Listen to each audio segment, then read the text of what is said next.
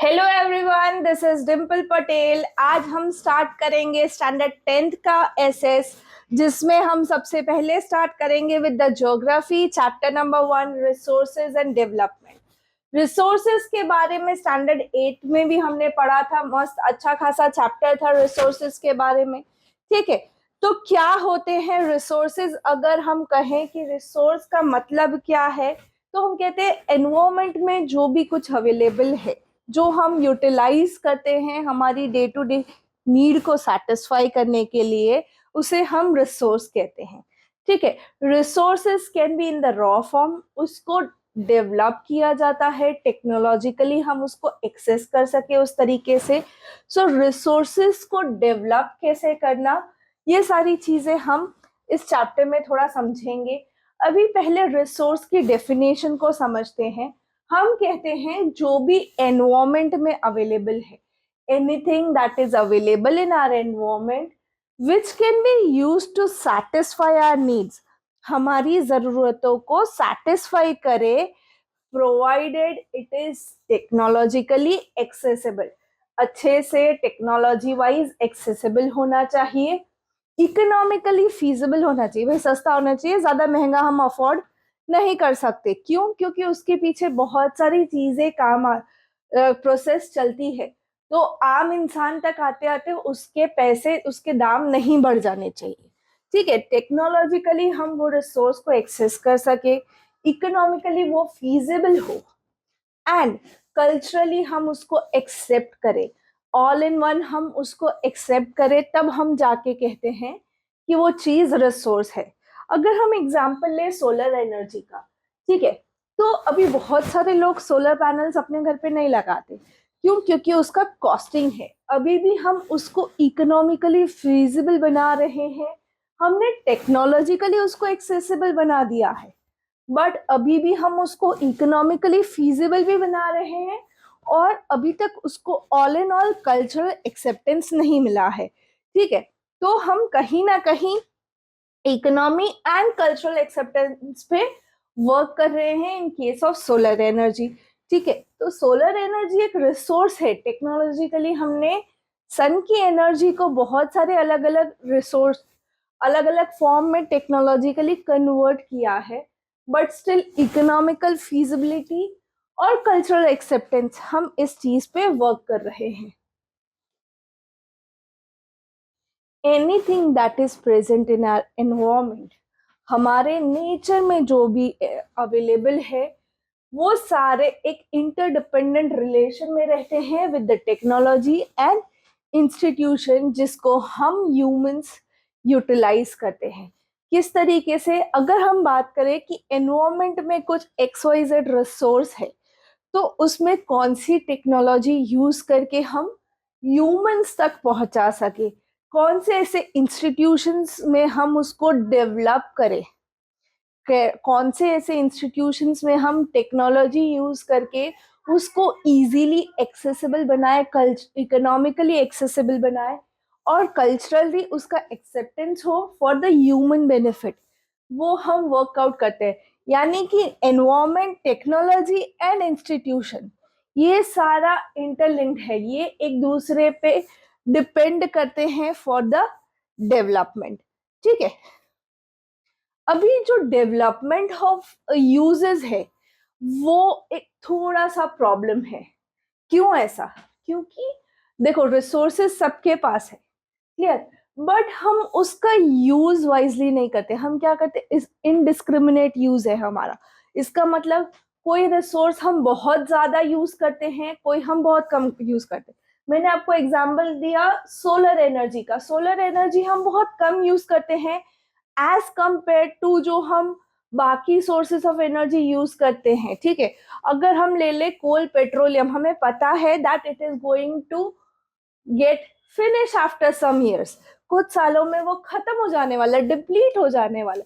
हमने उसके अल्टरनेटिव्स ढूंढे हैं, बट हाँ, क्या हम वो अल्टरनेटिव्स पे वर्क करते हैं? हमारे मार्केट में इलेक्ट्रिकल व्हीकल्स हैं, ठीक है, बट क्या हम सब ईवी पे शिफ्ट हुए? नहीं हुए। We still run on petrol and diesel. ठीक है, तो ये जो इनडिस्क्रिमिनेट यूज हो रहा है, वो प्रॉब्लम क्रिएट कर रहा है। प्रॉब्लम किस तरीके का कि डिप्लीशन हो रहा है रिसोर्सेस का लोगों की खुद की जरूरतें पूरी करने में, for satisfying the greed of few individuals। कुछ ऐसे लोग हैं जो अपनी ही जरूरतें कंप्लीट करने में ये जो रिसोर्सेज है वो कितने डिप्लीट हो रहे हैं उसका लेवल चेक नहीं करते। फिर accumulation of resources in few hands which in turn divided the society into two segments, haves and have nots। मतलब कुछ के पास वो रिसोर्सेज हैं, मीन्स वो अपने आप को सुपीरियर मानते हैं, ठीक है, दे ट्राई कि भाई ये रिसोर्सेज दूसरों तक ना जाए। तो यहाँ पे क्या हो जाता है ना, सोसाइटी में डिवीजन हो जाता है कि भाई हमारे पास रिसोर्स है, हम यूटिलाइज कर रहे हैं, आप मेहनत करो, आप ढूंढो ये सारी चीजें। तो यहाँ पे ये हो जा रहा है कि भाई एक लेवल ऑफ डिस्क्रिमिनेशन हो जा रहा है, जिसके पास है वो आगे बढ़ता जा रहा है, जिसके पास नहीं है वो पीछे हटता जा रहा है। तीसरी बात कि indiscriminate exploitation of resources has led to global ecological crisis such as global warming and ozone layer depletion। जैसे हम बात करें अमेरिका की, ठीक है, अमेरिका बहुत सारे ऐसे रिसोर्सेज हैं जो डे टू डे लाइफ में बहुत ही ज्यादा यूटिलाइज करता है, ठीक है। ऐसी ही बहुत सारी कंट्रीज हैं, व्हीकल्स देख लो, या व्हीकल्स से जो एमिशन होता है उसके वजह से ग्लोबल वार्मिंग तो बढ़ता है, क्लियर। ग्लोबल वार्मिंग अब एक ग्लोबल फिनोमिना हो गया, ऐसा नहीं है कि खाली ग्लोबल वार्मिंग इंडिया में होता है अमेरिका में नहीं होता। क्यों भाई, रिसोर्सेज सब यूटिलाइज कर रहे हैं बट उसकी इफेक्ट पूरा वर्ल्ड फेस कर रहा है। ओजोन लेयर का डिप्लीशन स्टार्ट हो गया, आपको पता है पिछले 20-25 सालों से हम ये पढ़ते आ रहे हैं कि भाई ओजोन लेयर डिप्लीशन हो गया है। हम जब 9th-10th में थे, जब मैं 9th-10th में थी, तब भी हम ओजोन लेयर डिप्लीशन को पढ़ते थे, कैसे ग्लोबल वार्मिंग स्टार्ट हो, उस टाइम पे हमारे लिए ये नए नए टॉपिक्स थे। तब से हम देख रहे हैं कि भाई ये सारी चीजें स्टार्ट हो गई है, अब तो 25-30 साल हो गए इस चीज को, तो ये बहुत ज्यादा डिप्लीट हो गया है और इसकी इफेक्ट हम नेचर में देखते हैं, है ना। एंड अभी ये जो ozone layer depletion, global warming, ये कॉमन फिनोमिना हो गए हैं। तो ये किस वजह से, तो an inequitable distribution of resources has become essential for the sustain quality of life and global peace. अभी यहाँ पे ऐसा है कि कुछ रिसोर्सेस कुछ कंट्रीज के पास ज्यादा है, कुछ के पास कम है, ठीक है। तो जिनके पास कम है वो एक्सेस नहीं कर पाते, वो जब मांगते हैं या डील करते हैं तो उसमें भी उनके साथ प्रॉपर डीलिंग नहीं होती, फेयर डीलिंग नहीं होती। तो यहाँ पे क्या होता है ना, ग्लोबली एक दूसरे के साथ अनबन स्टार्ट हो जाती है, ठीक है। और हम चाहते हैं कि ये जो global warming, ozone layer depletion, या जो भी हमारे नेचुरल फिनोमिनाज हैं जो हमारी लिविंग स्टैंडर्ड्स को खराब कर रहे हैं, उस पे हम वर्क करें और ग्लोबली सबके लिए एक ही क्वालिटी की लाइफ और इक्वालिटी मेंटेन करें। पर ये ग्लोबल पीस के लिए हम कभी ना कभी कुछ करते हैं। हमने एक टर्म पढ़ा था ग्रेड 8 में, दैट इज सस्टेनेबल डेवलपमेंट, ठीक है। तो सस्टेनेबल डेवलपमेंट के लिए, सस्टेनेबल डेवलपमेंट का डेफिनेशन अगर आपको याद हो तो वो ऐसा कहता है कि we utilize the resources that is enough for our need but not everyone's greed. And हम ये भी कहते हैं कि सस्टेनेबल डेवलपमेंट तब होगा जब हम हमारी आज की जरूरतों को पूरी करेंगे without jeopardizing the needs of the future generation. हम फ्यूचर जनरेशन की कोई नीड को तोड़ेंगे नहीं, हम अभी हमारी नीड्स को सैटिस्फाई करेंगे, प्लस फ्यूचर की जो नीड्स है उस पर भी वर्क करेंगे। तो उसके लिए कुछ समिट्स होते हैं, day to day every year होते हैं। तो रियो डी जेनेरियो कहाँ आया है ये भाई, बाल मत खुजालो, ये आया ब्राजील में। ब्राजील में बहुत फेमस जगह है ये। 2016 के ओलंपिक्स रियो डी जेनेरियो में हुए थे। वहां पे 1992 में एक एजेंडा साइन हुआ था, दैट इज एजेंडा 21, ठीक है। रियो डी जेनेरियो एक बहुत अच्छा प्लेस है, ब्राजील का बहुत फेमस सिटी है ब्राजील की, ठीक है, जहाँ पे 2016 के ओलंपिक्स हुए थे।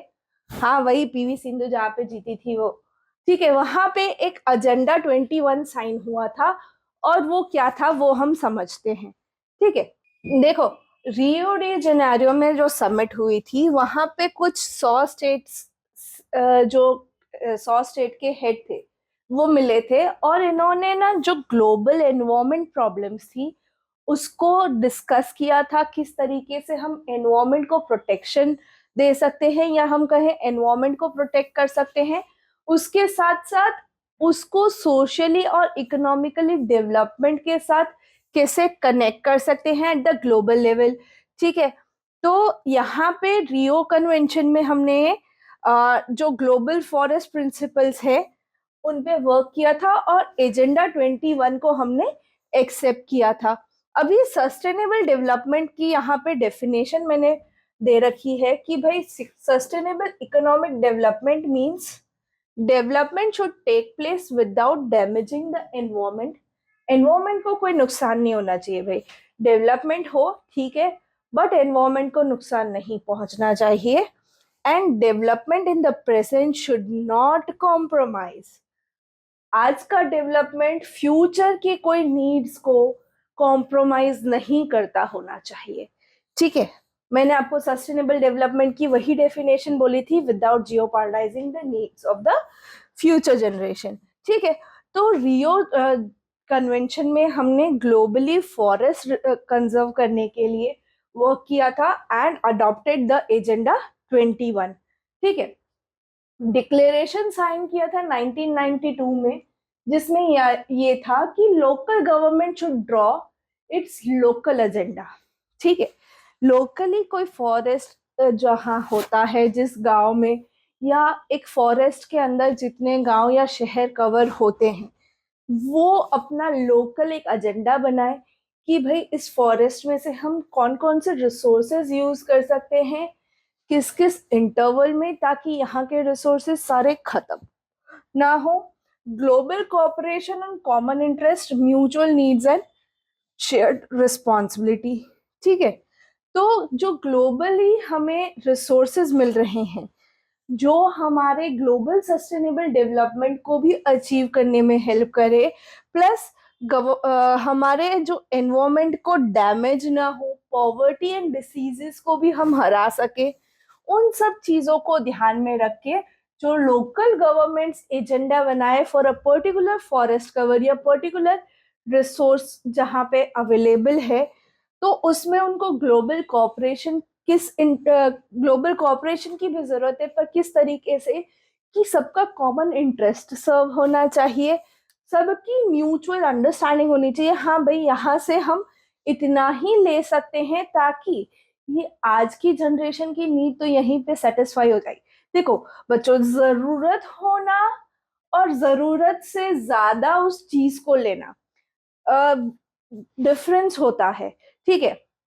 आप 2 रोटी खाओ वो आपकी जरूरत है, पर आप अपनी ग्रीड में किसी और को खाना ना मिले, उस ग्रीड में 8 रोटी खा लो तो वो आपके लिए नुकसान है, ठीक है। आपके लिए 2 रोटी काफी है, तो 2 रोटी पे बात खत्म हो जानी चाहिए। तो ये एक म्यूचुअल अंडरस्टैंडिंग होती है कि भाई मेरे घर में सब अगर 12 मेंबर है, तो अगर 12 मेंबर की 24 रोटी होती तो ठीक है, ठीक है, उससे ज्यादा मैं ना करूं, मैं वो रिसोर्स दूसरे दिन के लिए रखूं, ताकि अल्टीमेटली वो सारी चीजें एक म्यूचुअल लेवल पे, अगर हम ग्लोबली देख रहे जाए, तो कुछ लोग ऐसे हैं जिनको रोज का 2 टाइम का खाना भी नहीं मिलता है, ठीक है। तो अगर हम हमारे रिसोर्सेज मैनेज करें, तो कहीं वो एक्सेस हम किसी ऐसे इंसान को दे सके कि जिसके पास 2 वक्त की रोटी नहीं है, समझ आई। तो ये एक म्यूचुअल इंटरेस्ट होना चाहिए, म्यूचुअल अंडरस्टैंडिंग होनी चाहिए हमारे में, और ये सारी रिस्पॉन्सिबिलिटीज हम शेयर करें एट द ग्लोबल लेवल, ठीक है। एट द ग्लोबल लेवल हम चीजों को शेयर करें। हम देखते हैं कि ग्लोबल लेवल पे बहुत सारी समिट्स होती हैं, G7 होता है, G10 होता है, जहाँ पे 7 देशों का ग्रुप या 10 देशों का ग्रुप ये आके मीट करते हैं to discuss on some common issues that the world is facing. ठीक है, तो वहां पे हम हमारे रिस्पॉन्सिबिलिटीज को शेयर कर रहे हैं ताकि अच्छे से जो रिसोर्सेज हमारे पास बचे हैं उसको हम सब तक पहुंचा सके। क्लियर। अब ऐसा तो हम कह नहीं सकते ना कि भाई नहीं, ये नदी में से पानी लेने का हक खाली इस गांव के लोगों का है। नदी तो बहती है, तो वो जहां जहां से जाएगी वहां वहां के लोग उसको यूज करेंगे।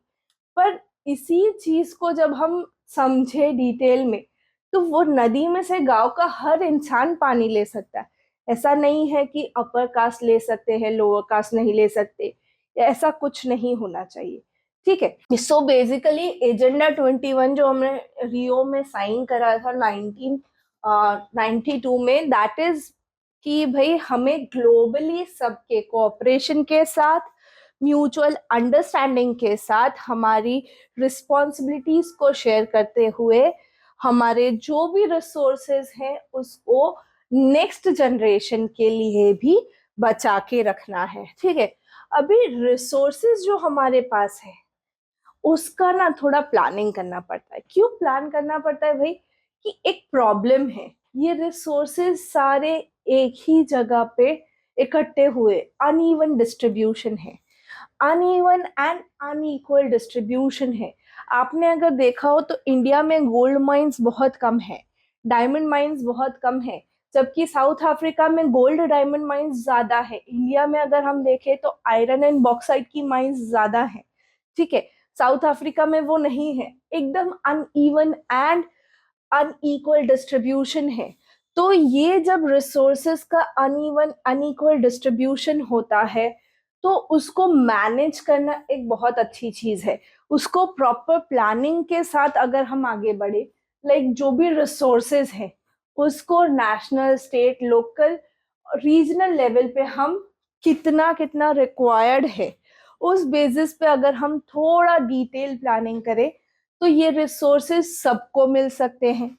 ठीक है। जैसे सोलर एनर्जी, विंड एनर्जी, आज हम अगर देखें तो इंडिया की कोस्ट लाइन सबसे बड़ी है, इसीलिए हम इंडियन ओशन कहते हैं, है ना। ओशन, इंडियन ओशन में सबसे बड़ी कोस्ट लाइन हमारी है, और कोस्टल प्लेन्स में हम कहें तो सबसे अच्छी विंड एनर्जी प्रोड्यूस हो सकती है। तो इंडिया की जो कोस्ट लाइन है हम वहां पे विंड मिल्स इस्टेब्लिश करें और उसी को एज एन एनर्जी यूज करें, तो कोस्टल लाइंस पे जितने भी विलेजेस हैं, जितने भी टाउन्स हैं, उनकी एनर्जी रिक्वायरमेंट्स हम सेटिस्फाई कर सकते हैं। अभी हम बात करते हैं सोलर पैनल्स, तो जहाँ पे अगर हम बात करें कि Tropic of Cancer to Capricorn के बीच में ये प्लेसेस ऐसी हैं ग्लोबली जहाँ पे sun rays for the maximum amount of year present होती है। 8-9 महीने हम अगर मोटा मोटी गिने तो 8-9 महीने तक सन रेज बहुत अच्छे से हमें अवेलेबल होती है।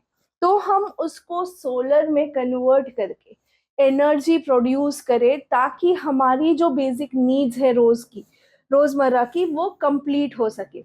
तो ये होना चाहिए एक नेशनल लेवल पे, स्टेट लेवल पे, रीजनल या लोकल लेवल पे भी इसका मैनेजमेंट होना चाहिए, इसका प्रॉपर प्लानिंग होना चाहिए। हम कहते हैं नदियां पर्वतों से निकल के बह के समंदर में चली जाती है, तो वो नदी जो पर्वत से निकल के समंदर में जाती है, रास्ते में जितनी जगह जाती है, हर कोई उस नदी का अलग अलग तरीके से यूटिलाइजेशन करता है। ठीक है। हम अगर देखें तो हम उसको एग्रीकल्चर के लिए यूज करते हैं, फिशिंग के लिए यूज करते हैं, वो पानी हम हमारी डे टू डे लाइफ के लिए यूज करते हैं।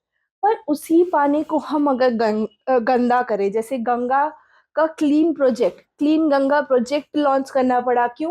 क्योंकि भाई हम गंगा जी को इतना गंदा कर रहे थे कि आगे जब गंगा जी बहती थी तो हम उसका पानी यूज नहीं कर सकते थे। ठीक है। बियॉन्ड सर्टेन लिमिट वो पानी पीने लायक नहीं, खाली आपके डे टू डे यूज के लायक भी नहीं बचा था।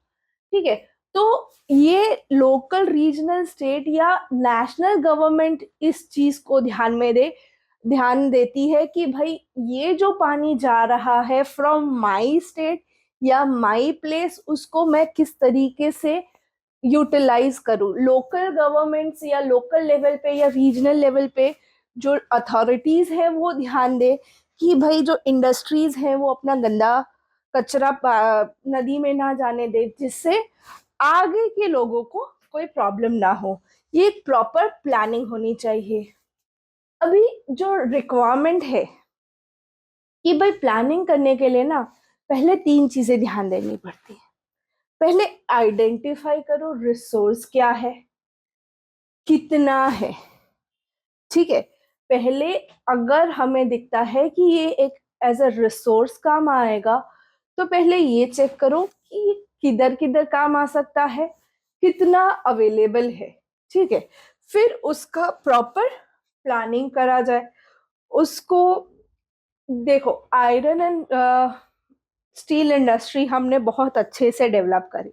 अगर हम देखें तो छोटा Nagpur प्लेटू is full of aluminium bauxite iron ores. ठीक है, तो हमने वो एरिया पैच आइडेंटिफाई किया, उसको इकोनॉमिकली वो कितना फीजिबल है वो चीजें हमने प्लानिंग करके वर्कआउट की, और फिर हमने उसका ओवरऑल डेवलपमेंट किया। अभी हमने क्या किया कि भाई हमने टाटा का प्लांट तो डाल दिया जमशेदपुर में, पर वहां जो आयरन प्रोड्यूस हो रहा है वो इंडिया ही नहीं बल्कि वर्ल्ड को भी एक्सपोर्ट होता है।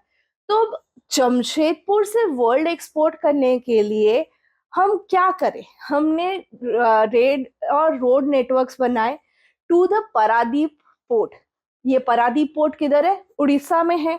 तो अगर हम देखें फिजिबली इकोनॉमिकली तो वो जो पोर्ट तक का रास्ता है जमशेदपुर से पारादीप का, वो हमने इतना अच्छा डेवलप किया कि आज जो आयरन और एक्सट्रैक्ट हो रहा है उसका स्टील में कन्वर्जन हो रहा है, तो वो 2 दिन के अंदर अंदर पोर्ट तक पहुंचता है और पोर्ट से हम दूसरे कंट्रीज में उसको एक्सपोर्ट करते।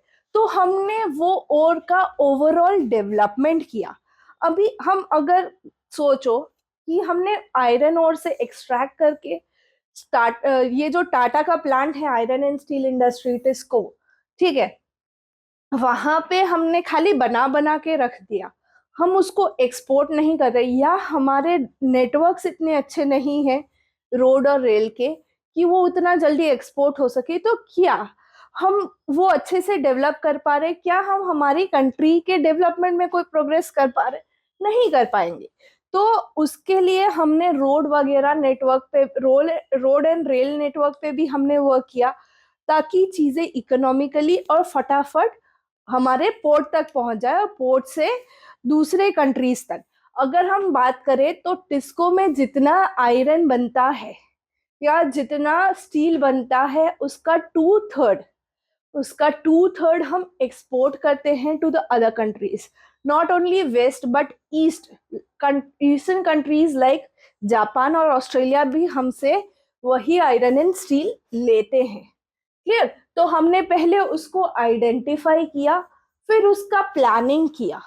प्लानिंग होने के बाद हमने उसका ओवरऑल डेवलपमेंट किया ताकि हम उसको एक अपने लाइक उस रिसोर्सेज को प्रॉपर यूटिलाइज कर सके, खाली हमारे लिए नहीं बाकी सबके लिए ग्लोबली उसको हम दे सके। ठीक है, अभी एक एक पॉइंट को थोड़ा डिटेल में समझते हैं।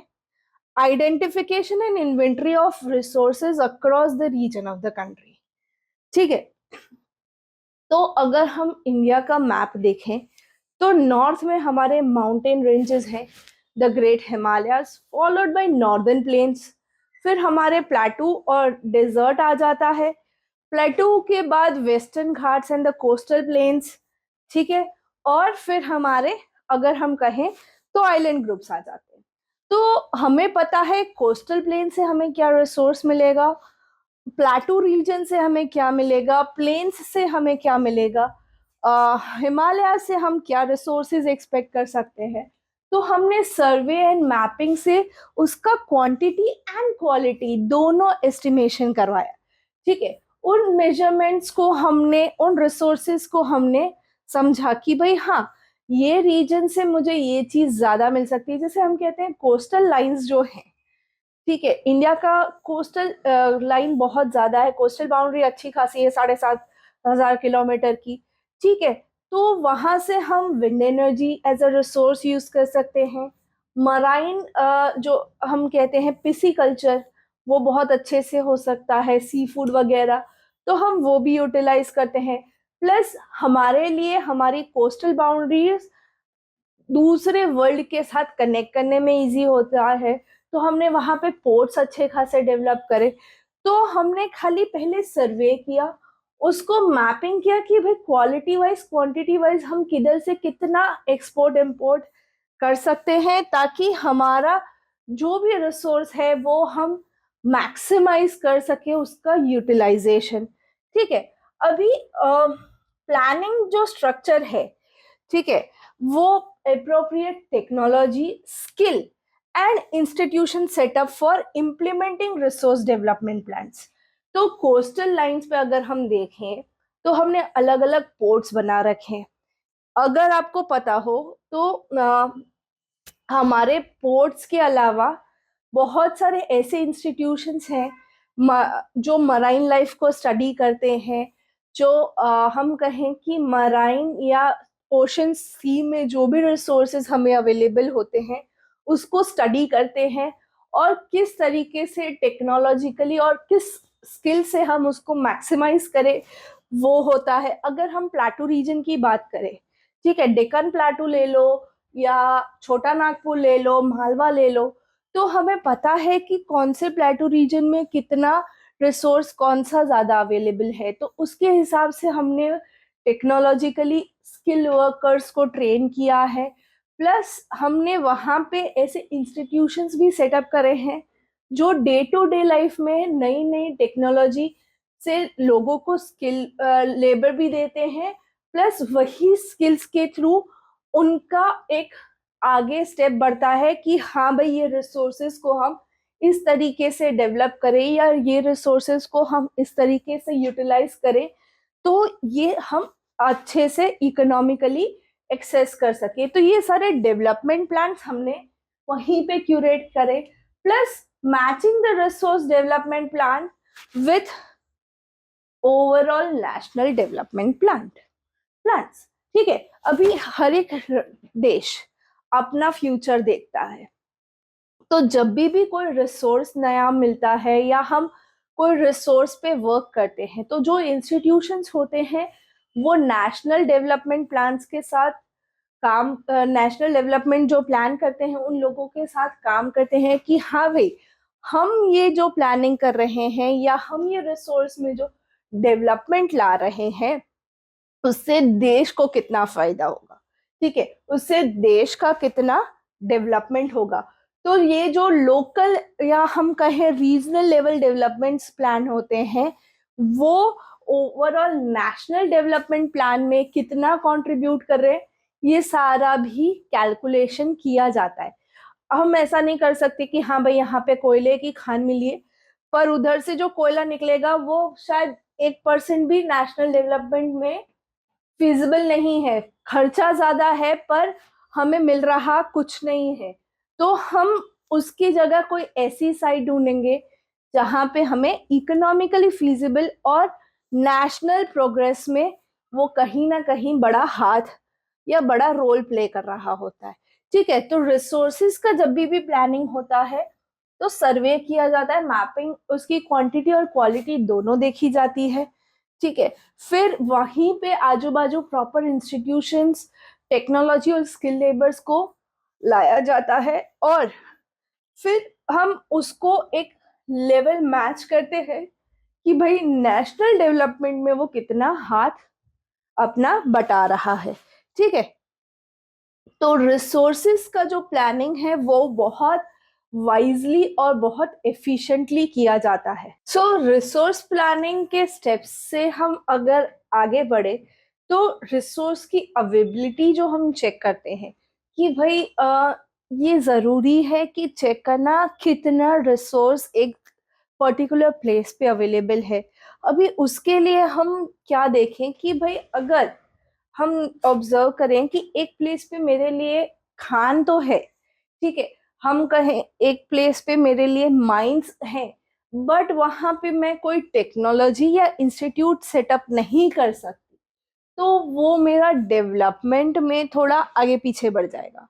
मतलब क्या यहाँ पे हम समझे तो समझो कि मेरे पास रिसोर्स बहुत है, ठीक है, बट मैं यहाँ पे इस जगह की फिजियोग्राफी की वजह से यहाँ पे कोई इंस्टीट्यूशन सेटअप नहीं कर सकती, या जो बेसिक टेक्नोलॉजी चाहिए इस रिसोर्स को निकालने की, एक्सकवेट करने की, वो नहीं कर सकती। तो वो मेरे लिए एक हिंड्रेंस बन जाएगा इस रिसोर्स को डेवलप करने के लिए, ठीक है। अगर हम देखें बहुत सारी कंट्रीज ऐसी हैं जिसके पास रिसोर्सेज अच्छे खासे हैं, बट इकोनॉमिकली वो बैकवर्ड है। अगर हम अफ्रीका की बात करें, वहां पे रिसोर्सेज बहुत सारे हैं, ठीक है, बट वहां पे प्रॉब्लम ये है कि वहां पे इकोनॉमिकली वो बहुत बैकवर्ड हैं। और कुछ कंट्रीज ऐसी हैं जिसके पास रिसोर्स बेस बहुत कम है, बट इकोनॉमिकली बहुत डेवलप्ड है, ठीक है। अगर हम यूरोपियन कंट्रीज की बात करें तो उनका इकोनॉमिक डेवलपमेंट अच्छा खासा है, बट वहां पे रिसोर्स कम है। अगर हम सोलर एनर्जी की बात करें, ठीक है, यूरोप में, तो Europe comes Tropic of Cancer और आर्टिक सर्कल के बीच में, तो वहां पे सनरेज इतनी नहीं आती, तो वो सोलर एनर्जी को इतना यूटिलाइज नहीं कर सकते। वहां पे सोलर एनर्जी एक पुअर रिसोर्स है, बट इकोनॉमिकली वो बहुत डेवलप्ड है कि वो सोलर पैनल्स हर घर में लगा सकते, बट उनके पास सन रेज 24/7, सॉरी, 12 महीने में से 8-9 महीने वो सनरेज से दूर रहते हैं। वहां पे बर्फ ज्यादा रहती है, if we talk about the northern Europe, ठीक है। तो कंट्रीज ऐसी हैं जिनके पास रिसोर्स ज्यादा है बट इकोनॉमिकली बैकवर्ड है, और कुछ कंट्रीज ऐसी हैं जिसके पास रिसोर्स कम है बट इकोनॉमिकली वो वेल डेवलप्ड है। तो ये जो अवेलेबिलिटी ऑफ रिसोर्सेज है, अगर वो इंस्टीट्यूशन और टेक्नोलॉजी के साथ साथ चले, तब उसका डेवलपमेंट अच्छा खासा हो सकता है, तब वहां पे कोई हिंड्रेंस नहीं हो सकता। हाँ, महात्मा गांधी जी, गांधी जी ने ना रिसोर्सेस के बारे में एक चीज बोली थी कि on the earth there is enough for everybody's need but not for everybody's greed, ठीक है। हर किसी की लालच के लिए यहाँ पे कुछ नहीं है, हर किसी की जरूरत के लिए सब कुछ है। ये हमारे गांधी जी ने स्टेटमेंट दी थी कि हर इंसान को अपनी जरूरत, बिना कोई सेल्फिशनेस, हमें रिसोर्सेस को एक्सप्लॉइट नहीं करना चाहिए। हाँ, हम मॉडर्न टेक्नोलॉजी को एक्सेप्ट करें, बट कहीं ना कहीं वो मॉडर्न टेक्नोलॉजीज हमारे रिसोर्स के डिप्लीशन का मेन कारण ना बने। He said that the greed and the selfish individuals and the exploitative nature of modern technology is the root for resource depletion at the global level. इन्होंने बोला कि global level पे जो रिसोर्स का डिप्लीशन हो रहा है, तो उसका मेन रीजन ये है कि लोगों की लालच, लोगों का जो सेल्फिश बिहेवियर है टुवर्ड्स अ पर्टिकुलर रिसोर्स, उसको अगर हम मॉडर्न टेक्नोलॉजी के साथ कनेक्ट करते हैं, तो कहीं ना कहीं वो एक मूल कारण बन जाता है हमारा ग्लोबल लेवल पे जो रिसोर्स का डिप्लीशन है उसका, ठीक है। हम हर चीज को मास प्रोडक्शन में लेते हैं, तो he was against mass production, और उनको ऐसा था कि मास प्रोडक्शन को हम रिप्लेस करें with the production by the masses, यानी कि हम किसी चीज का मास प्रोडक्शन ना करें, हम कोई रिसोर्स को बहुत लार्ज स्केल पे यूटिलाइज ना करें, बट हम वही रिसोर्स को सबसे ज्यादा लोगों तक पहुंच पाए उस तरीके से यूटिलाइज करें। उनका मानना था कि हम लोगों की लालच को नहीं पेट भरने वाले, हम सबको वो चीज मिल सके उस तरीके से हम यूटिलाइज करें उन रिसोर्सेज को।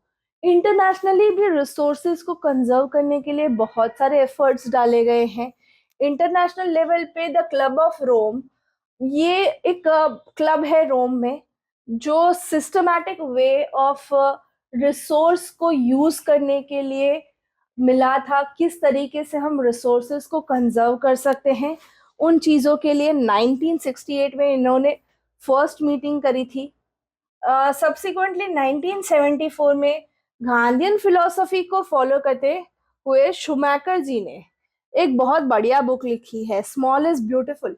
मैंने पढ़ी है ये बुक, बहुत ही बढ़िया तरीके से समझाया है कि हम किस तरीके से हर चीज के लिए लालच में आ जाते हैं, हमारी ग्रीड किस तरीके से किस लेवल तक जाके बाकी सब को परेशान कर देती है।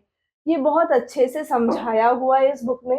तो 1974 में इन्होंने ये बुक लिखी थी, ठीक है।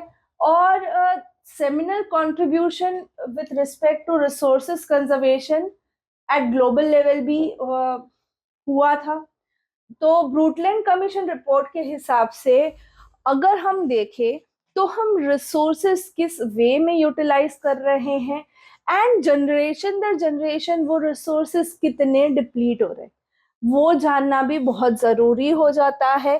तो ये जो ब्रूटलैंड कमीशन रिपोर्ट था उसमें हमें ये बेसिकली दिखाया था कि रिसोर्स को किस तरीके से कंजर्व किया जा सके ताकि नेक्स्ट जनरेशन इसको बहुत अच्छे से यूटिलाइज कर सके, ठीक है।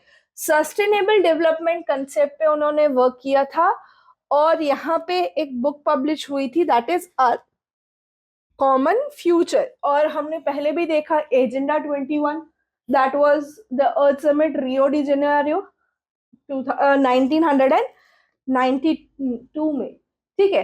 अभी हमारे लिए अगर हम देखने जाएं तो लैंड, एयर, वाटर ये सबसे बड़े रिसोर्सेज हैं, ठीक है। उसमें से हम लैंड रिसोर्स को अगर समझे तो लैंड हम किस लिए यूज करते हैं भाई, एक तो natural vegetation, flora and fauna रहता है, ठीक है। हमारी ह्यूमन लाइफ लैंड पर डिपेंड है, हमारी इकोनॉमिक एक्टिविटीज, ट्रांसपोर्ट, कम्युनिकेशन सब कुछ हमारा लैंड पर डिपेंड है। अभी लिमिटेशन क्या है, limitation of land as a resource is कि भाई जो लैंड अवेलेबल है वो फिक्स है, उसमें हम कुछ बढ़ा नहीं सकते। हम ऐसा कर सकते हैं एक टुकड़ा हम लैंड का ओशन में तैरता कर दे अपने लिए, नहीं भाई ये मेरा पीस ऑफ लैंड है, नहीं कर सकती। वो हमारे लिए एक ऐसा एसेट है जो कि लिमिटेड है, ठीक है। एक लिमिटेड रिसोर्स की अगर हम बात करें तो अब हमारे पास लैंड कवर बढ़ने नहीं वाला, ठीक है। तो हमारी जो चीजें हैं जो हम यूटिलाइज करते हैं लैंड रिसोर्स से, नेचुरल वेजिटेशन हो गया, वाइल्ड लाइफ हो गया, हमारे रहने उठने बैठने के लिए, इकोनॉमिक एक्टिविटीज के लिए, सब जगह के लिए हमें लैंड चाहिए। But if you look at the physiography of India तो यहाँ पे 30% हमारे माउंटेन्स हैं, 43% प्लेन में आ जाते हैं और 27% प्लेटू रीजन है। तो अगर हम बात करें तो माउंटेन्स में पॉपुलेशन कम रहती है, प्लेटू रीजन में तकरीबन थोड़ी बहुत और एज कंपेयर टू माउंटेन अच्छी खासी रह लेती है। बट प्लेन्स फ्लैट लैंड है तो यहाँ पे सबसे ज्यादा लोग रह लेते। अगर if we look at the most popular states of India जहाँ पे सबसे ज्यादा पॉपुलेशन है तो वो सारे स्टेट्स नॉर्दर्न प्लेन्स में आ जाते हैं। उत्तर प्रदेश ले लो, बिहार ले लो, राजस्थान ले लो, ये सारे ऐसे स्टेट्स हैं जो प्लेन्स में आते हैं। दिल्ली ले लो, हरियाणा ले लो, ये सारे प्लेन्स में आते हैं और यहाँ पे पॉपुलेशन कहीं ज्यादा है, ठीक है। तो प्लेन्स में रहने के लिए फ्लैट लैंड है और प्लस वहां से बहुत सारे रिवर्स भी फ्लो करती हैं, तो इकोनॉमिकली वहां पे रिसोर्सेज अच्छे खासे मिल जाते हैं, तो वहां पे लोग ज्यादा रह लेते हैं। माउंटेन में एटमॉस्फेरिक कंडीशंस एडवर्स होती हैं तो वहां पे कम लोग रहते हैं, प्लेटू रीजन में भी अच्छे खासे लोग रह लेते हैं। तो जिस तरीके का फिजियोग्राफिक डिवीजन है, लैंड मास डिवीजन है, उस अमाउंट में वहां पे रिसोर्सेज अवेलेबल है और उसी अमाउंट में लोग वहां रहते भी हैं, ठीक है। हम लैंड को यूटिलाइज अगर हम देखें तो फॉरेस्ट कवर होता है एक तो, अब जंगलों में हर कोई रहने नहीं चला जाता, क्या हम जंगल में जाके घर बना लेते अपना? नहीं।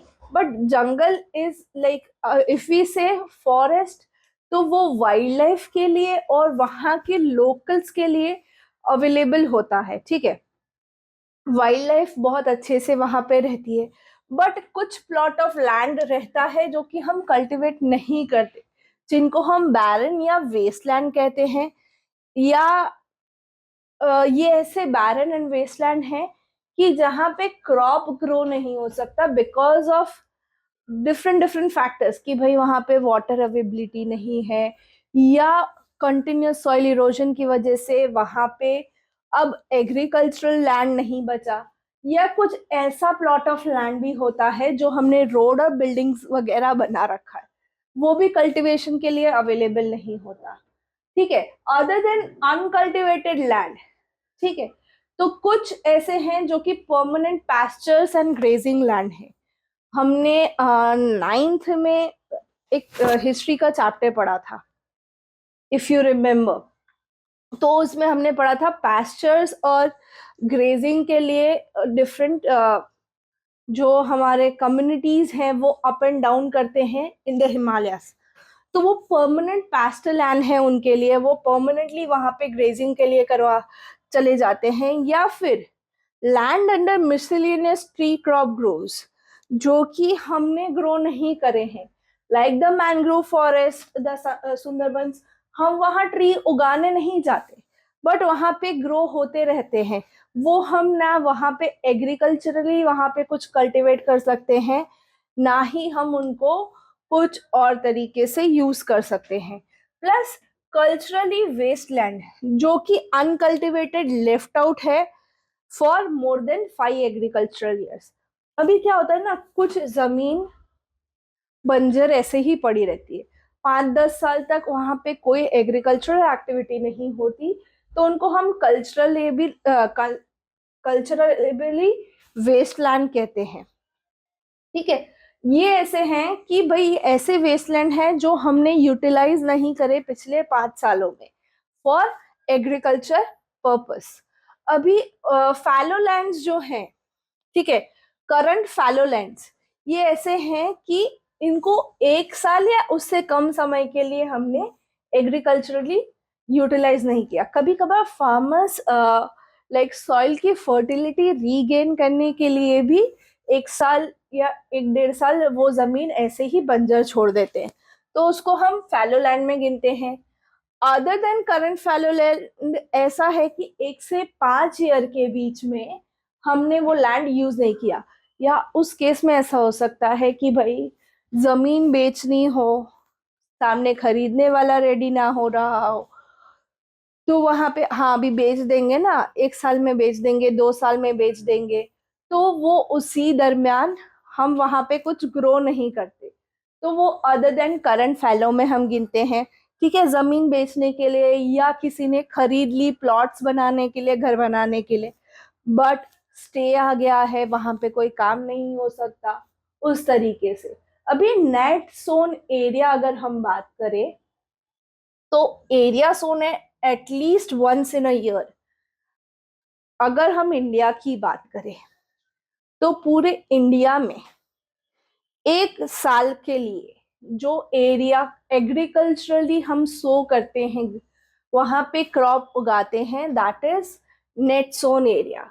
Area sown more than once in an agriculture year plus net sown area is gross cropped area, ठीक है।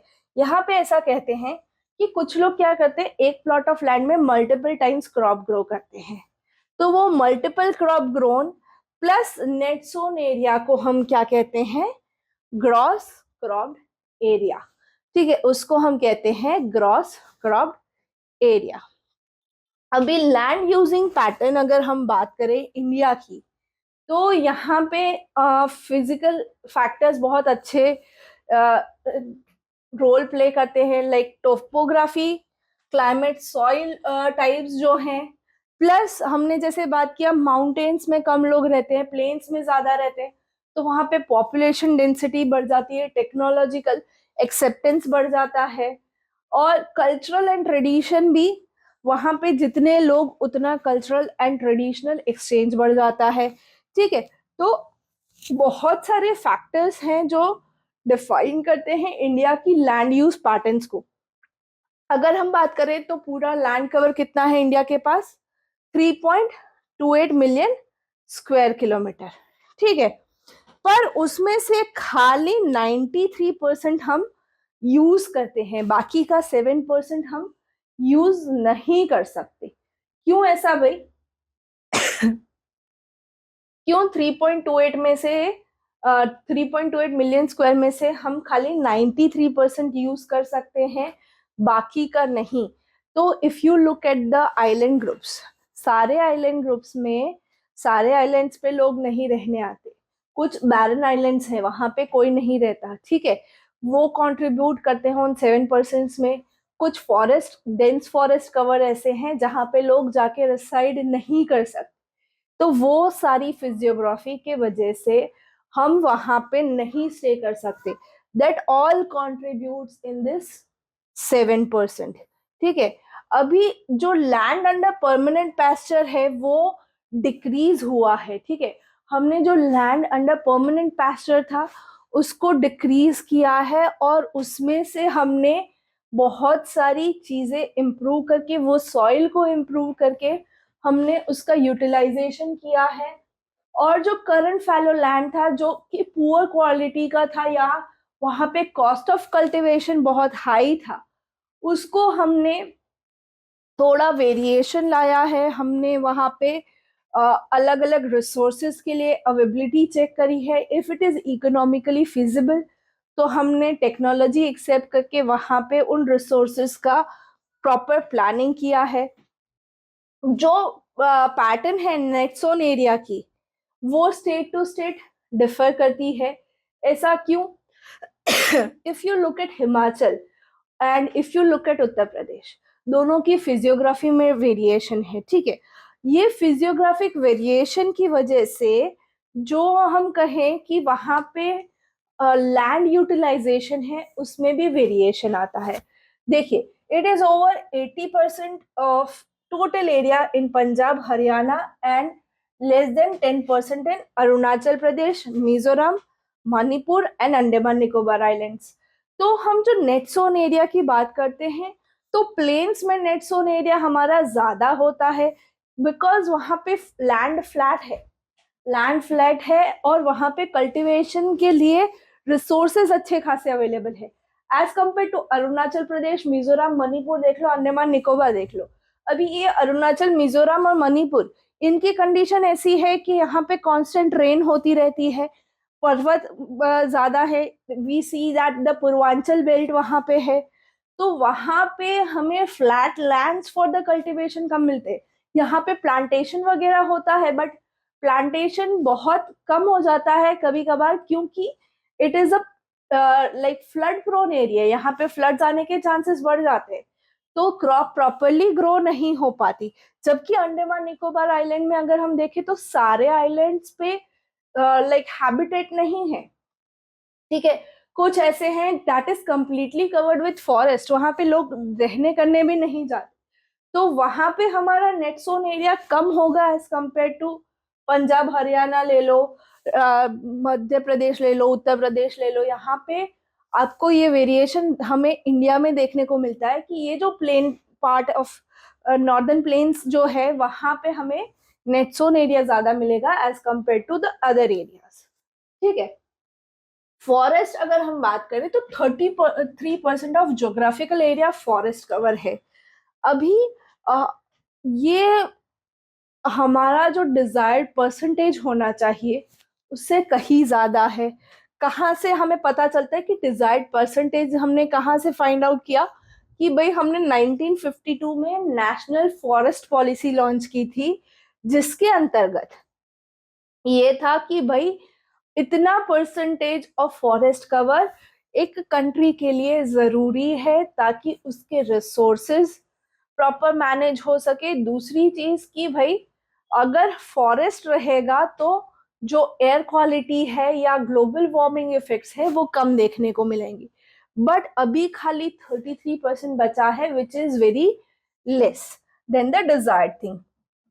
अभी उसकी जरूरत हमें इकोलॉजिकल बैलेंस मेंटेन करने में तो बहुत काम आती है। फॉरेस्ट कवर रहेगा तो ग्लोबल वार्मिंग के इश्यूज कम होंगे। हाँ, इस ईयर हमने एक्सेसिव हीट हमने महसूस की है। इफ यू सी कि टेम्परेचर्स 50-52 पहुंच जाते हैं, है ना। सबके घर में एसी लगाना कंपलसरी हो गया है, एसी ब्लास्ट हो जाते हैं एक्सेसिव टेम्परेचर की वजह से। अभी करंट सिचुएशन देखो तो फ्लड्स है ऑलमोस्ट। केरला में फ्लड है, Delhi was under water, Mumbai under water चला जाता है। सो एक्सेसिव रेन भी आ जाती है। ठीक है, तो it has caused an ecological imbalance. तो वो इम्बैलेंस हम फॉरेस्ट कवर से मेंटेन कर सकते थे। ठीक है, livelihood of millions of people जो फॉरेस्ट पर डिपेंड करते हैं वो भी अफेक्ट होता है। ठीक है, तो बहुत सारे लोग आज भी ऐसे हैं जो फॉरेस्ट रिसोर्सेज पर डिपेंड करते हैं, जिनकी लाइफ फॉरेस्ट के इर्द गिर्द रिवॉल्व करती है, तो उनकी भी लाइवलीहुड इफेक्ट होती है। ठीक है। जो वेस्टलैंड्स हैं उसमें Rocky, arid and deserted area हम इनको गिनते हैं, जो लाइक हम कहें नॉन एग्रीकल्चरल यूजेस के लिए, like settlements, road, railway, industry वगैरह के लिए हम यूज कर सकते हैं। But still they are a challenge. क्यों? क्योंकि वहां पे जहाँ पे deserted arid and rocky patches हैं, वहां पे रहने कौन जाएगा? वहां हम कौन सी इंडस्ट्री सेटअप कर सकते हैं? Road and railway network setup करें तो कैसे, है ना। वो एक हमें इकोनॉमिकली प्लस टेक्नोलॉजिकली एक बैकवर्डनेस लगती है। हम जितना डेवलपमेंट बिलो हिमालयास कर सकते हैं, यानी कि नॉर्दर्न प्लेन से नीचे जितना कर सकते हैं, नॉर्दर्न प्लेन्स को इंक्लूड करके, उतना हम हिमालय में डेवलपमेंट नहीं कर सकते। बिकॉज वहां पे जो माउंटेन्स है वो अनइवन है। If you look at the condition of Uttarakhand, बहुत खराब है बेचारों की हालत। टेक्नोलॉजी वहां पे हमने यूज करने का स्टार्ट किया है, बट उसकी वजह से लैंडस्लाइड्स के केसेस बढ़ गए हैं। जो एनवायरमेंट स्पेशलिस्ट हैं वो ऐसा कहते हैं कि जो माइनिंग एक्टिविटीज या डैम कंस्ट्रक्शन एक्टिविटीज जो बढ़ गई हैं, उसकी वजह से उत्तराखंड के मोस्ट ऑफ द जो हिल्स हैं, या हम कहें लोअर शिवालिक्स हैं, उनकी लैंड बहुत लाइक अनइवन हो गई है। एंड उसकी वजह से वहां पे कांस्टेंट लैंडस्लाइड्स होते हैं। एवरी ईयर हम देखते हैं फ्लैश फ्लड्स होते हैं। तो कंडीशन वर्सन अप हो जाती है ड्यूरिंग मॉनसून स्पेशली। ठीक है, तो वो इसी वजह से है कि भाई एक तो वेस्टलैंड है तो हमने यूटिलाइज करने का सोचा, बट जब हम वहां पे टेक्नोलॉजी लाते हैं तो वो कहीं ना कहीं एनवायरमेंट के साथ एक इम्बैलेंस क्रिएट करती है, और वहां पे वो सेटलमेंट के लायक नहीं रहने देती। ठीक है, अभी कांस्टेंट डिग्रेडेशन हो रहा है लैंड रिसोर्स का। पहले जो लैंड था उसके कंपेयर में अभी जो हम कहें एग्रीकल्चरल लैंड या forest area, net zone area, ये सारी चीजें कम होती जा रही हैं। अभी लैंड जो हमारे पास है, ठीक है, उसमें से 95% जो हमारी बेसिक नीड है, that is food, shelter and clothing, वो सारी चीजें हमें जमीन से मिलती हैं। पर हमारी जो एक्टिविटीज हैं उसने लैंड को डिग्रेड कर दिया है। ठीक है, मैंने जैसे आपको अभी उत्तराखंड का एग्जांपल दिया, लैंड कंडीशंस डिग्रेड होने की वजह से वहां पे जो नेचुरल फोर्सेस है, जैसे फ्लैश फ्लड आते हैं तो जो टॉप लेयर ऑफ सॉइल होता है वो सब इरोड आउट हो जाता है, सॉइल इरोजन के केसेस बढ़ जाते हैं। तो ये बहुत ज्यादा डैमेज कॉज करता है लैंड को। और वो फ्लैश फ्लड्स आगे बढ़ते बढ़ते हमारे नॉर्दर्न प्लेन्स के थ्रू जाते हैं, तो नॉर्दर्न प्लेन्स के भी जो फर्टाइल लैंड है उसका भी वो इरोजन करते हुए चले जाते हैं। ठीक है, तो बहुत सारे रिसोर्सेज वही फ्लैश फ्लड्स में बह के चले जाते हैं, प्लस जो टॉप फर्टाइल सॉइल है वहां पे भी इफेक्ट होता है। अभी कुछ जगह पे एक्सेसिव रेन होती है, कुछ जगह पे रेन ही नहीं होती। तो उस केसेस में अगर हम देखें तो वहां पे जो हम लैंड यूटिलाइज कर रहे थे या वहां पे अगर कोई फॉरेस्ट कवर था, कुछ था, तो उसमें भी हम बहुत हिंड्रेंस क्रिएट कर रहे हैं, वहां पे भी एक इम्बैलेंस हमने क्रिएट कर रखा है। तो ह्यूमन एक्टिविटीज जो हैं उन्होंने बहुत लाइक दूर तक लैंड डिग्रेडेशन में अपना रोल प्ले कर लिया है। अभी हम पीछे नहीं हट सकते, ऐसी सिचुएशन है, आगे खाई पीछे कुआं। ठीक है, तो अभी हम ऐसे पड़ाव पे हैं कि भाई लैंड बहुत ज्यादा डिग्रेड हो गया है, हमें लैंड को कंजर्व करना है, पर हमारे पास ये चारा नहीं है कि हम किस तरीके से करें। पॉपुलेशन बहुत ज्यादा है, वो सारी चीजें भी मेंटेन करनी है, सबकी जरूरतें पूरी करनी है, तो वो धीरे धीरे बढ़ता जा रहा है। अभी लैंड डिग्रेडेशन के अगर कॉजेज हम देखें तो लोगों को रहने के लिए हमने डिफॉरेस्टेशन किया, जो कैटल्स थे एक ही जगह पे कंटिन्यूअस भेजते रहे, ओवरग्रेजिंग करवाया, mining and quarrying, mining activities को हमने बढ़ा दिया, क्योंकि जैसे जैसे हमें पता चला यहाँ पे ये रिसोर्स ज्यादा है, यहाँ पे ये माइन ज्यादा है, हमने वहां पे और डीप डाउन एक्सकवेशंस चालू कर दिए।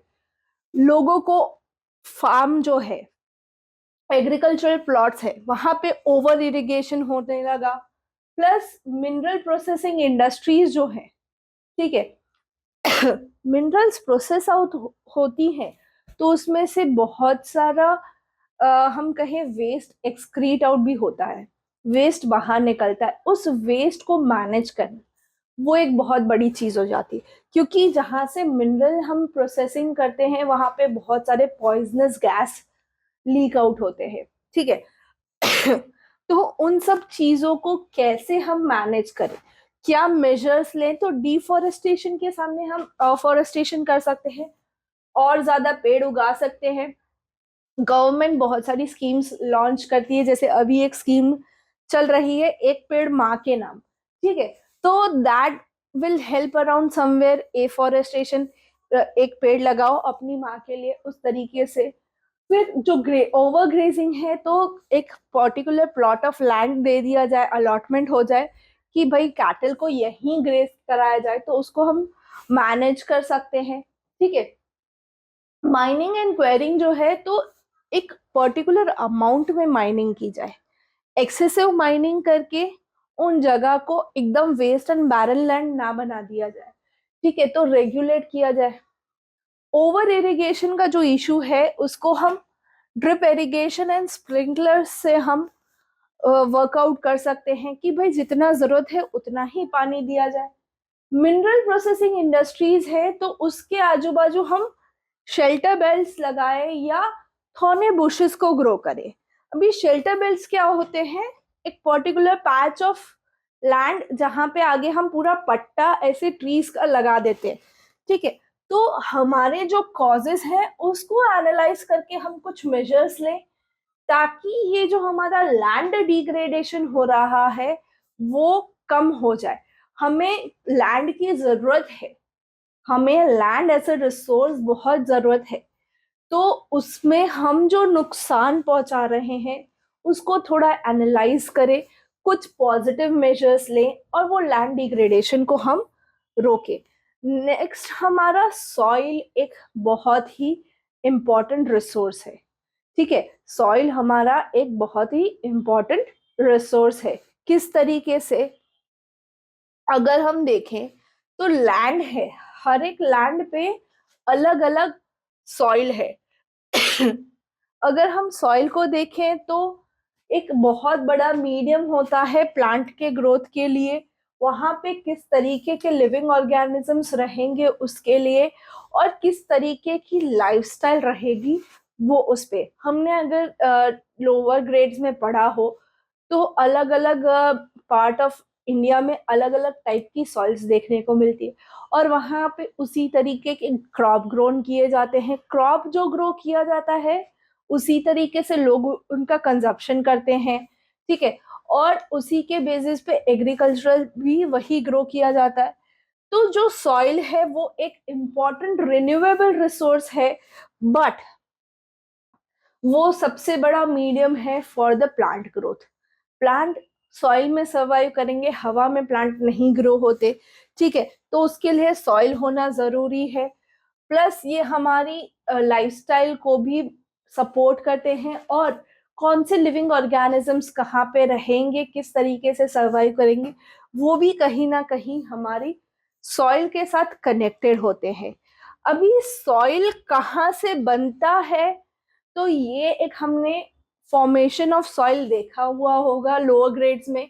तो जो रिलीफ पैरेंट रॉक या हम कहे बेड रॉक, उसके साथ साथ क्लाइमेट, वेजिटेशन और other form of life and time are important factors in the formation of soil. Parent bed rock का जब वेदरिंग होगा तो वो रॉक मटेरियल कितना छोटा होगा, उसमें कौन कौन से कंटेंट आएंगे, तो उससे वो सैंडी, सिल्ट या क्लेई सॉइल बनेगा। और कंटिन्यूअस पानी के बहाव की वजह से जो चीजें छूट जाती हैं, सेडिमेंट डाउन हो जाती हैं, वो टॉप लेयर बनाती है, ठीक है।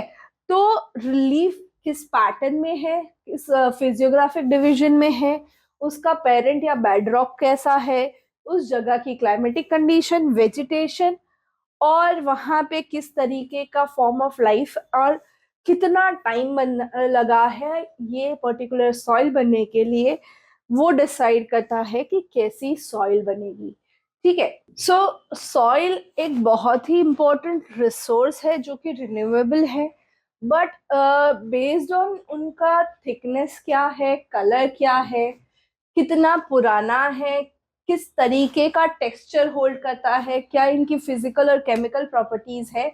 इंडिया में अगर हम बात करें तो कुछ बेसिक क्लासिफिकेशन है डिफरेंट टाइप ऑफ सॉइल्स का, जिसमें फॉरेस्ट सॉइल या माउंटेनियस सॉइल हमें जनरली माउंटेन बेल्ट में देखने को मिलता है, हिमालयन बेल्ट में। फिर आता है alluvial, that is caused by जो प्लेन्स है, रिवर के प्लेन्स हैं, उसमें सबसे ज्यादा हमें एलुवियल देखने को मिलेगा। Red and yellow soil, black soil, laterite अच्छा खासा हमें कोस्टल प्लेन्स में भी देखने को मिल जाता है, एंड एरिड हमें देखने को मिल जाता है हमारे डेजर्टेड एरिया में, ठीक है। तो alluvial, black soil, red and yellow soil, laterite soil, arid soil and forest soil, ये इंपॉर्टेंट मेजर सॉइल टाइप्स हैं जो कि हमें इंडिया में देखने को मिल जाते हैं। अभी अगर हम इनको इंडिविजुअली स्टडी करें, तो एलुवियल सॉइल अगर हम देखें तो मोस्ट वाइड स्प्रेड है, ठीक है, मोस्ट वाइड स्प्रेड है, और इनका फॉर्मेशन ऐसा है कि deposited bye 3 important Himalayan river systems. कौन कौन सी? द इंडस जो पाकिस्तान जाती है, गंगा एंड ब्रह्मपुत्र जो अरुणाचल प्रदेश से इंडिया में एंटर होती हैं। ये तीनों सिस्टम्स, रिवर सिस्टम्स की वजह से बहुत अच्छा खासा लैंड जो है वो एलुवियल सॉइल का बना होता है। अभी यहाँ से अगर हम देखें तो ईस्टर्न कोस्टल प्लेन्स में यहाँ पे जो नदियां हैं जो डेल्टा बनाती हैं, महानदी, गोदावरी, कृष्णा एंड कावेरी, वहां पे भी आपको एलुवियल सॉइल देखने को मिल जाएंगी, ठीक है। तो जहां जहां से मेनली रिवर्स फ्लो होती है या जो रिवर्स डेल्टा बनाती हैं, हमें एलुवियल सॉइल देखने को मिल जाती हैं। एलुवियल्स आर वेरी फर्टाइल। ये रिवर्स अपने साथ जो सेडिमेंट लाती हैं, और उसके अंदर जो पोटाश हो या फॉस्फोरिक एसिड हो, लाइम हो, इसका अमाउंट एक प्रॉपर रेगुलेशन में होता है। इसकी वजह से ये मोस्ट फर्टाइल होती हैं, और यहाँ पे सबसे ज्यादा हम क्रॉप ग्रो कर सकते हैं। यहाँ पे generally sugar cane, paddy, wheat, बहुत सारे सीरियल्स और पल्सेस ग्रो किए जाते हैं। प्लस एलुवियल सॉइल ऐसा है, यहाँ पे जो इंटेंस कल्टीवेशन होता है उसकी वजह से ये बहुत ज्यादा डेंसली पॉपुलेटेड भी है। नॉर्दर्न प्लेन्स, मैंने आपको पहले भी बोला, यहाँ पे पॉपुलेशन बहुत ज्यादा रहती है because of the physiographic division.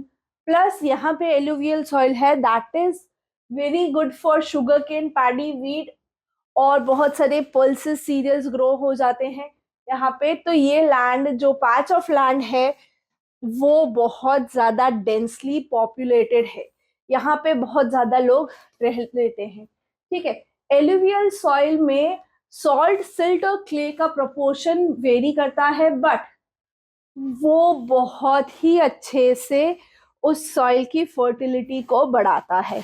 ठीक है, इनको दुरास, चॉज और तराई भी कहते हैं इन पेडामोंट प्लेन्स में। ठीक है, अभी अपार्ट फ्रॉम जो ग्रेन साइज होता है या कंपोनेंट, तो जो उनकी एजिंग है उसके बेसिस पे हम उनको भंगार और खादर भी कहते हैं। जो पुराना और एलुवियल है उसको हम भंगार कहते हैं। ये थोड़ा कम फर्टाइल होता है as compare to the newer one, but यहाँ पे कंकड़ यानी कि जो छोटे छोटे पत्थर होते हैं उनका कॉन्सेंट्रेशन ज्यादा होता है एज कम्पेयर टू खादर। ठीक है, खादर जो है वो नया एलुवियल है। एवरी ईयर जब फ्लड्स आते हैं तो नदी अपने साथ जो सेडिमेंट लाती है दैट इज खादर। ये बहुत ज्यादा फर्टाइल होता है एज कम्पेयर टू भंगार, और इसमें कंकड़ नहीं होते, यहाँ पे बहुत ही फाइन पार्टिकल्स होते हैं। ठीक है, ये एकदम स्मूथ एंड फर्टाइल पार्टिकल्स अपने साथ, फाइन पार्टिकल्स अपने साथ लेके आता है। भंगार पुराना एलुवियल है जबकि खादर नया एलुवियल है। ठीक है, next is black soil. Black soil को हम रेगर सॉइल भी कहते हैं या कॉटन सॉइल भी कहते हैं। क्यों कॉटन सॉइल कहते हैं? कि क्योंकि भाई ब्लैक सॉइल में सबसे ज्यादा जो क्रॉप ग्रो किया जाता है दैट इज कॉटन। ठीक है, ये क्लाइमेटिक कंडीशन जो इनकी पेरेंट रॉक की थी, बसाल्ट जो कि डेक्कन ट्रैप में था, उसके वजह से इसका कलर ब्लैक है। ठीक है, और ये जो बसाल्ट रीजन में से जो लावा आउटफ्लो हुआ है उसकी वजह से वो बना है, एंड जब वो ठंडा पड़ा तो उसका कलर कुछ इस तरीके से चेंज हुआ। ये plateaus of Maharashtra, Saurashtra, Malwa, Madhya Pradesh and Chhattisgarh and extended in south east direction towards Godavari and Krishna valley. तो ये इस तरीके से नीचे की तरफ जाता है ब्लैक। क्लियर? ब्लैक सॉइल बहुत ही चिकना होता है। ठीक है, एक्सट्रीमली फाइन क्ले मटेरियल होता है, इसीलिए इसकी वाटर होल्डिंग कैपेसिटी बहुत ज्यादा होती है। बराबर, पर जब पानी नहीं होता ये डीप क्रैक्स डेवलप करता है, और वो बहुत ही डीप रहते हैं जो क्रैक्स डेवलप होते हैं जब मॉइस्चर सारा उड़ जाता है। ठीक है, ये जो सॉइल है it is rich in calcium carbonate, magnesium, potash and lime, और यहाँ पे फॉस्फोरिक कंटेंट बहुत कम होता है जनरली। और इसको अगर हम देखें ना तो आप पानी डालोगे ना तो आटा गूंदते हैं ना, कुछ उस तरीके से इसका फॉर्मेशन हो जाता है। इतनी चिकनी होती है कि हम उसको गूंद के आटा भी बना सकते हैं। ठीक है, बट जब वो सूखता है तो डीप क्रैक्स डेवलप करता है, और जब उसमें पानी जाए तो वो वापस चिपक जाता है। ठीक है, तो जो हमारा ब्लैक सॉइल है उसकी वाटर होल्डिंग कैपेसिटी या मॉइस्चर होल्डिंग कैपेसिटी अच्छी है, बट अगर लॉन्ग टाइम तक उसमें पानी ना दिया जाए तो बहुत डीप क्रैक्स डेवलप हो सकते हैं कुछ इस तरीके से। ठीक है, ये देखिए आपको कंपैरिजन दिखाया है डो एंड ब्लैक सॉइल के बीच में। क्लियर? फिर है हमारा red and yellow soil. Red and yellow soil जो है वो क्रिस्टलाइन इग्नियस रॉक से बना है, जहां पे कि कम रेनफॉल है, specially in the eastern and southern part of Deccan प्लेटू। यहाँ पे कम रेनफॉल क्यों है? क्योंकि वो लीवर्ड साइड आते हैं, पीछे की साइड आते हैं ऑफ द वेस्टर्न घाट, तो पीछे की साइड थोड़ा एज कंपेयर टू आगे की साइड कम रेनफॉल होता है। For that you can refer the climate chapter grade 9, उसमें बहुत अच्छे से एक्सप्लेन किया हुआ है। ठीक है, वेस्टर्न घाट की वजह से यहाँ पे आगे की साइड सारी बारिश हो जाती है, पीछे की साइड बारिश कम हो जाती है। ये हमें generally Orissa, Chhattisgarh, southern part of the middle Ganga plain and along the pediment zone of the western Ghat, यहाँ पे और in the extension like Arunachal Pradesh, वहाँ सेवन सिस्टर्स में हमें रेड सॉइल देखने को मिल जाती है। ये रेडिशन कलर है क्योंकि इसमें आयरन जो है वो ज्यादा अमाउंट में है, ठीक है। जो क्रिस्टलाइन मेटामॉर्फिक पेरेंट रॉक है उसके अंदर आयरन ज्यादा है, उसकी वजह से इसका कलर रेड है, ठीक है। It looks yellow when it occurs in hydrated form. जब उसमें पानी आप डालो तो उसका कलर चेंज हो जाता है टू समवॉट येलोइश, इसीलिए हम इसे रेड एंड येलो सॉइल कहते हैं, ठीक है। फिर बात करते हैं लेटराइट सॉइल। लेटराइट सॉइल जो है वो ट्रॉपिकल एंड सब tropical wet and dry climate जो चलता रहता है, कभी बारिश कभी सूखा पड़ना, उसकी वजह से वो इस तरीके का देखने को मिलता है। लैटराइट सॉइल इंडिया में बहुत ज्यादा नहीं देखने को मिलती। ये इंटेंस लीचिंग जो होता है, हेवी रेन की वजह से जो मिट्टी बह जाती है, ठीक है, वहां पे हमें देखने को मिलता है। Laterite soil are mostly deep to very deep, acidic, generally deficient in plant nutrient. यहाँ पे प्लांट को जो न्यूट्रिएंट्स चाहिए वो ज्यादा अमाउंट में नहीं होते, ये सॉइल जनरली एसिडिक ज्यादा होती है। तो ये मोस्टली सदर्न स्टेट्स और वेस्टर्न घाट के रीजन्स ऑफ महाराष्ट्र, उड़ीसा जो हमारा ईस्टर्न घाट में आ जाता है, बंगाल का कुछ पार्ट और नॉर्थ ईस्टर्न स्टेट्स में कहीं कहीं देखने को मिलता है जहां पे एक्सेसिव रेन होती है। घाट सेक्शन में एक्सेसिव रेन है, ठीक है। प्लस बंगाल में भी ऐसा ही है, एक्सेसिव रेन या फिर फ्लड वाटर्स की वजह से वहां पे रहता है, ठीक है। इसके कैरेक्टरिस्टिक ऐसे हैं कि भाई यहाँ पे हमस बहुत ही कम होता है, it is very poor in humus, ठीक है। और prone to irrigation and degradation, यहाँ पे बहुत ज्यादा इरिगेशन होता है, तो उसकी वजह से ना वो इस तरीके से होते हैं कि वो कंटिन्यूअसली बह जाते हैं, वो एक जगह पे रह नहीं जाते। उनका फिजियोग्राफिक जो लोकेशन है वो ऐसा है क्योंकि स्लोप्स पे है, घाट स्लोप्स पे है ठीक है। यहाँ पे प्रॉपर हम कंजर्वेशन टेक्निक्स अपना के hilly areas of Karnataka, Kerala और तमिलनाडु में हम T and coffee plantations grow करते हैं। यहाँ पे हमें सबसे ज्यादा टी कॉफी प्लांटेशंस देखने को मिलते हैं।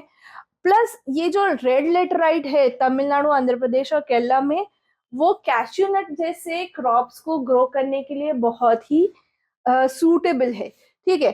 तो ये जो लैटराइट है इसमें हमस नहीं होता, कोई प्रॉपर जो हमारे डे टू डे लाइफ वाले क्रॉप्स है वो ग्रो नहीं होते। जनरली ये हिल्स वगैरह पे जो सदर्न इंडिया है उसके हिल्स पे लैटराइट हमें देखने को मिलता है।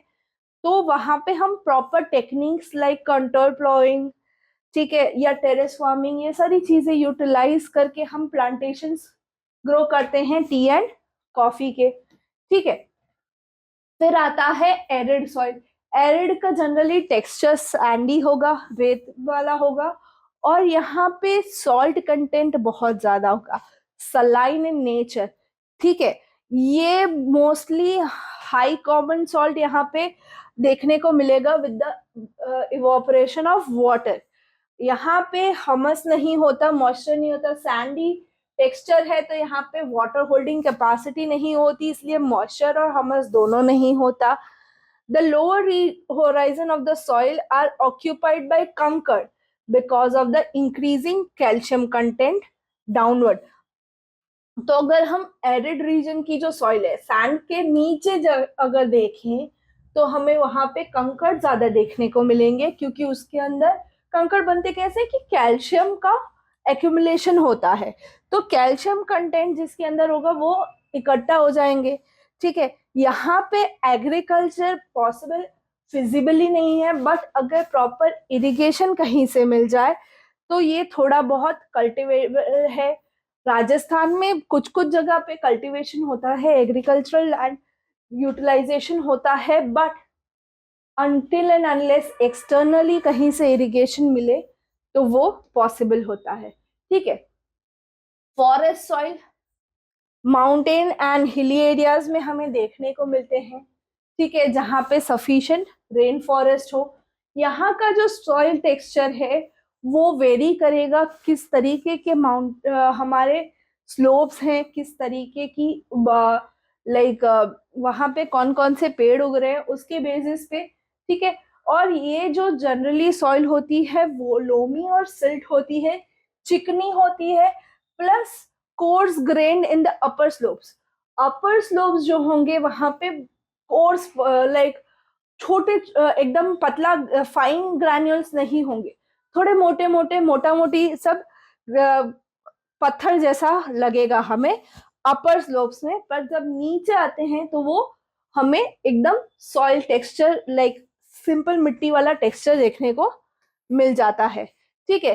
In the snow covered areas, जहाँ पे हिमालय का जो स्नो कवर्ड एरिया रहता है वहां पे डेन्यूडेशन बहुत ज्यादा होता है और हमस कंटेंट कम होता है, एसिडिक इन नेचर होता है, ठीक है। तो यहाँ जो soil lower part of the Himalaya, जहाँ से नदियां बहती हैं, ठीक है, जो वैलीज बनाती हैं, तो वहां पे एलुवियल वन डिपॉजिट होता है, तो वो थोड़ा फर्टाइल होता है। बट अपर पार्ट जहाँ पे ना नदियां बह पाती हैं और जो जनरली स्नोफॉल स्नो से कवर रहता है, वहां पे डेन्यूडेशन ज्यादा होता है, तो वहां पे हमारा एग्रीकल्चरल प्रोडक्शन कम होता है। बट जो लोअर हिमालयाज है या हम कहें शिवालिक्स के फुट हिल्स हैं, वहाँ एल्यूवियल डिपॉजिट होता है, उसकी वजह से हम वहां पे कुछ ना कुछ ग्रो कर सकते हैं। बट एक जो common issue that is soil erosion, वो हम हर पैच ऑफ सॉइल में, हर लेयर ऑफ सॉइल में देखते हैं, या हम कहें हर टाइप ऑफ सॉइल में सॉइल इरोजन होता रहता है। Denudation of the soil cover, ऊपर का जो सॉइल कवर है जो कि फर्टाइल है वो बह जाता है, वो वॉश डाउन हो जाता है, उसको हम सॉइल इरोजन कहते हैं। सॉइल इरोजन ह्यूमन एक्टिविटीज की वजह से भी होता है और नेचुरल फैक्टर्स की वजह से भी होता है। अगर हम ह्यूमन फैक्टर्स की बात करें तो हम जो डिफॉरेस्टेशन करते हैं, देखो बच्चों, फॉरेस्ट या हम कहें पेड़ों के रूट्स में वाटर होल्डिंग कैपेसिटी होती है और उसी की वजह से वो सॉइल को होल्ड करके रखते हैं।